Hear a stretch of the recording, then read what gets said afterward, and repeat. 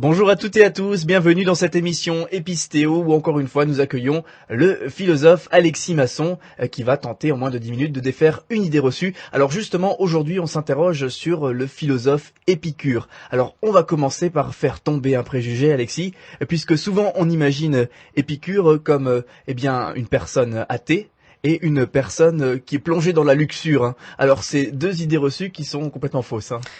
Bien, oui, effectivement, non, Épicure est tout le contraire d'un homme qui est plongé dans la luxure et qui plus est qu'il soit athée, puisque Épicure, au contraire, cultivait l'ascétisme, c'est-à-dire le fait de se restreindre dans ses désirs, de se limiter uniquement aux besoins, parce que pour Épicure, tout simplement, si on désire, c'est que on est tendu vers autre chose, on veut quelque chose, on a un manque en soi, et le manque en soi-même est un défaut et est même source de souffrance. Il faut souffrir au minimum, donc avoir le minimum de désir, donc uniquement manger, boire, dormir, et c'est tout. C'est parfait pour un épicurien. Et deuxième point, le fait que Épicure soit un athée, évidemment, là encore une fois, c'est quelque chose de faux, puisque pour Épicure, dans la mesure où tous les hommes sont à peu près d'accord sur le fait qu'il existe des dieux, comme il existe des dieux, ça doit être une vérité innée, puisque tout le monde la partage.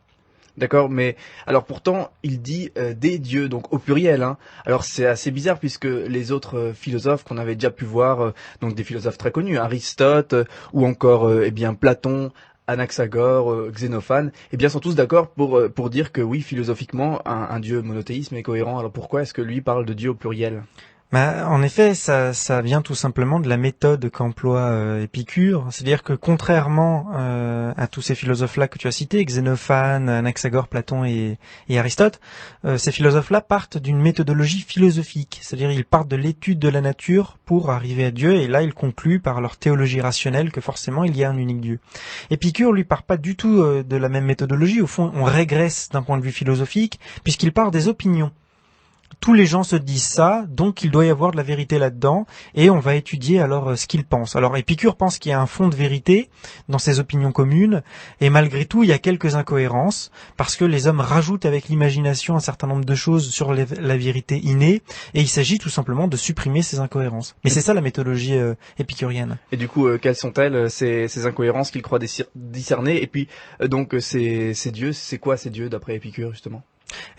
Pour Épicure, il y a deux points sur lesquels à peu près tous les hommes sont d'accord. C'est tout d'abord que les dieux sont bienheureux et ensuite qu'ils sont immortels. C'est là d'ailleurs toute la différence entre la condition humaine et la condition divine. L'homme, lui, il est souffrant, ne serait-ce que par la faim, etc. C'est des choses évidemment que ne connaissent pas les dieux. Et puis ensuite, il est évidemment mortel. Il n'y a que l'homme qui meurt. Les dieux, eux, sont immortels, ils ne meurent pas. Alors, qu'est-ce que ça implique ? Pour Épicure, il croit discerner une contradiction dans le fait que, en même temps, il y a la croyance que les dieux soient providents, c'est-à-dire qu'ils s'occupent des hommes.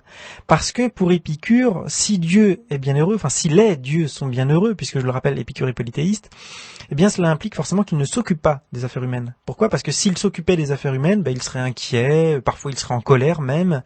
Mais là, les dieux sont dans leur coin, ils ne s'occupent que d'eux-mêmes, ils sont contents entre eux, et puis c'est tout, les affaires du monde, ils en ont rien à faire. La preuve que pour Épicure, les dieux ne s'occupent pas des hommes, que les dieux ne sont pas providents envers les hommes, c'est cette omniprésence visible du mal, cette souffrance humaine, et pas seulement humaine d'ailleurs, le monde en général est habité par le mal. Ça, c'est une preuve pour les épicuriens que les dieux ne s'occupent pas des hommes. Alors il y a deux considérations à prendre en compte. D'une part, c'est que les dieux n'ont pas créé l'univers, parce que s'ils avaient créé l'univers, ils seraient bons. Et d'autre part, il faut enlever cette idée que les dieux sont à la fois tout-puissants et bons, parce que s'ils étaient tout-puissants et bons, on ne comprend pas pourquoi le mal existe.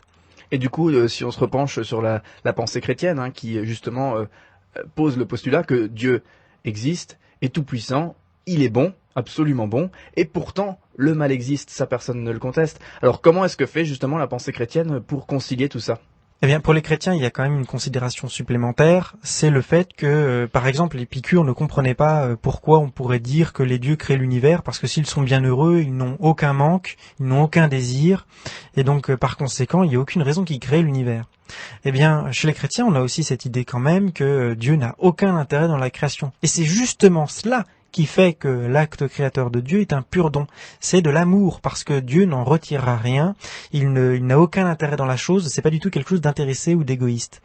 Et les chrétiens ont une autre vision, une alternative, une vision d'amour, et ils font toute leur théologie sur l'amour. Et ça les conduit également à penser que par rapport à la présence du mal, eh bien, Dieu a laissé l'homme libre de choisir s'il voulait accepter la voie de Dieu ou au contraire la refuser. Et cette possibilité, cette capacité de l'homme à être libre, eh bien c'est ce qui fait que Dieu entretient une relation d'amour avec l'homme, justement parce qu'il le laisse libre. Dieu ne viole pas l'homme, il le laisse libre de le choisir ou non.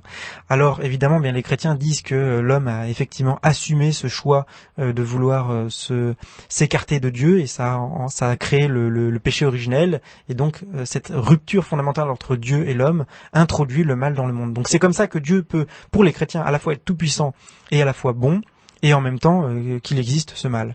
Alors pour en revenir justement à Épicure, eh bien on voit dans la Bible une rencontre entre l'apôtre Paul et les disciples d'Épicure. Alors pourtant cette rencontre, elle finit par un rejet de ce qu'apporte Paul, l'apôtre Paul, par justement les épicuriens. Pourquoi ? Alors évidemment, il y a tout d'abord ce premier problème, c'est que Paul affirme que Dieu a créé l'univers et que Dieu est le Seigneur de l'univers. Donc ça, c'est deux choses évidemment sur lesquelles les épicuriens ne peuvent pas l'accepter, puisque pour eux, les dieux sont dans leur coin et ne s'occupent pas des hommes. Mais il y a un deuxième point qui est très très intéressant et qui au fond est le sujet même de la discorde entre les épicuriens et Paul, c'est la résurrection des morts. C'est-à-dire que pour les épicuriens, c'est complètement absurde de vouloir que les hommes soient ressuscités par Dieu, qu'il y ait un nouveau monde, etc. Tout simplement parce que pour les épicuriens, l'homme est mortel, c'est sa condition en elle-même, il faut qu'il assume le fait qu'il soit mortel. Et la mort, c'est rien, ça n'a rien de si néfaste, de si négatif comme le dit Paul. Pour les épicuriens, la mort, de toute façon, personne ne la vit, puisque quand on est mort, on ne vit plus. Donc il n'y a pas de souffrance, il n'y a pas d'inquiétude. S'inquiéter de quelque chose que de toute manière on va vivre, au fond, c'est complètement absurde pour un épicurien. Et donc pour toutes ces raisons-là, supposer qu'il y ait une résurrection des morts, eh bien ça n'a aucun sens pour un épicurien. D'accord, eh bien merci Alexis, on comprend mieux maintenant, qu'est-ce que c'est en fait que cette pensée d'Épicure. À très bientôt pour de nouvelles aventures.